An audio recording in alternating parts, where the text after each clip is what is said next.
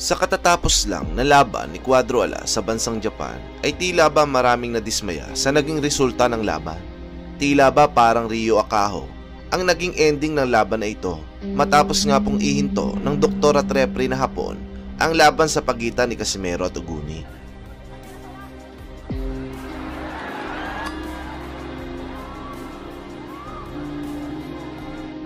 Ito ay matapos magtamo ng isang headbutt injury daw itong si Oguni, pero hindi pa po malinaw kung headbutt nga ba talaga o nanggaling sa kamao ni Cuadro Alas.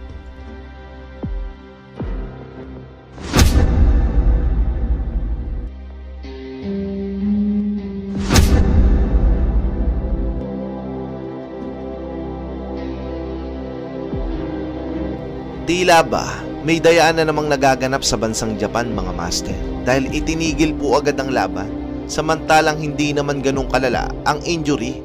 Nagmukha lang naman itong malala dahil sa pagdurugo nito, pero kung pagmamasdan mo po ang tama ay napakaliit lang nito, mga master. Sabayan pa ng pag-arte ng Hapon na nilagyan pa ng balot ng damit ang sugat upang pagmukain talagang malala ang tama. Kung mapapanood mo kasi ang laban, mga master, ay parang Akaho the Part 2. Pinipilit na lang ng Hapon na magmukhang malakas sa harap ng mga kababayan nito, pero ang totoo, bugbog na ito kay Cuadro Alas. Kayo na po ang umusga, mga master. Balikan po natin na naging laban ni Cuadro Alas at Oguni. Round 1 pa lang, mga idol, sobrang agresibo na po ni Cuadro Alas. Kung papanoodin mo mabuti, umpisa pa lang ng laban ay gulpe di alimpungatan na ang Hapon na knockdown nito pero hindi po binilangan ng referee.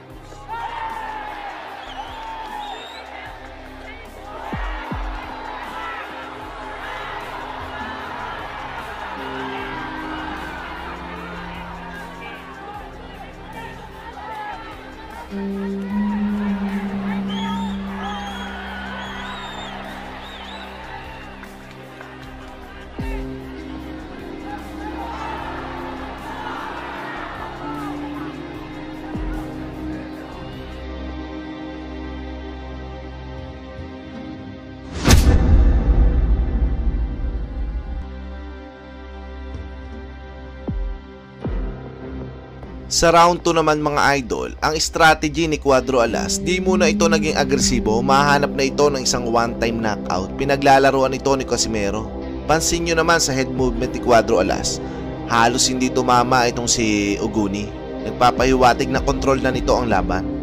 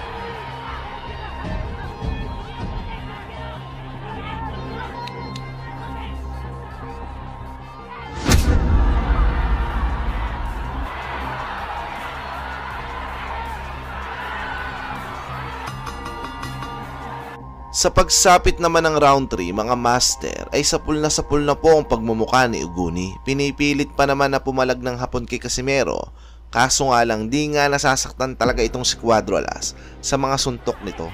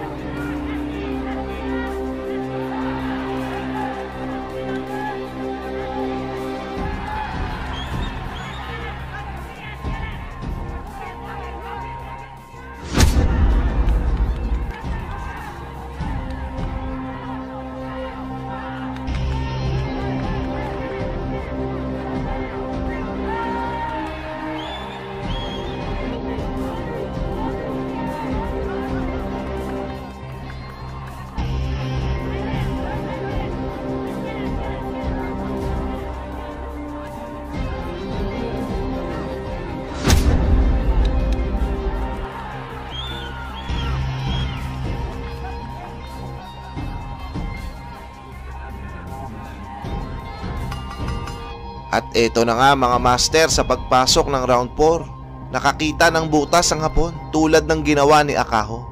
Butas upang makatakas na naman kay Cuadro Alas. Napakaliit lang ng sugat mga master, parang sugat ng bata sa tuhod. Nagdugo lang na ngayaw na. Si Pacquiao nga pikit na mata, naliligo na sa sariling dugo, pumapalag pa.